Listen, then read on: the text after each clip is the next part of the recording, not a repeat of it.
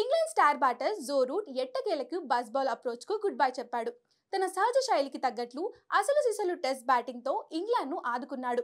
భారత్ తో రాంచీ వేదికగా జరుగుతున్న 4 టెస్టులో దూకుడే మంత్రంగా బ్యాటింగ్ చేసిన ఇంగ్లాండ్ ఫస్ట్ సెషన్లోనే సగం వికెట్లు కోల్పోయింది. భారత్ అరంగేట్ర పేసర్ ఆకాశ్ దీప్ 3 వికెట్లతో సత్తా చాటడంతో 112 పరుగులకే 5 వికెట్లు కోల్పోయి కష్టాల్లో పడింది. ఈ పరిస్థితుల్లో క్రీజులోకి వచ్చిన బెన్ ఫోక్స్ కలిసి జో రూట్ జట్టును ఆదుకున్నాడు. బస్బుల్ అప్రోచ్ కు గుడ్ బై చెప్పి తన సహజ శైలిలో బ్యాటింగ్ చేశాడు.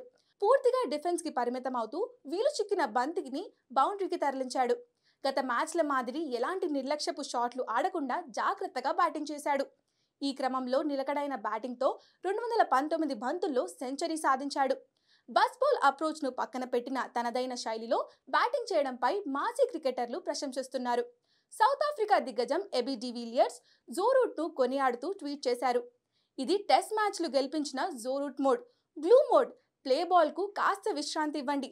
భారత్ అద్భుతంగా ఆరంభిస్తే ఇంగ్లాండ్ అసాధారణంగా పోరాడుతుంది. మొత్తానికి మంచి టెస్ట్ మ్యాచ్ ను అభిమానులకు అందిస్తున్నారు అని ఏబీ డివిలియర్స్ పేర్కొన్నాడు.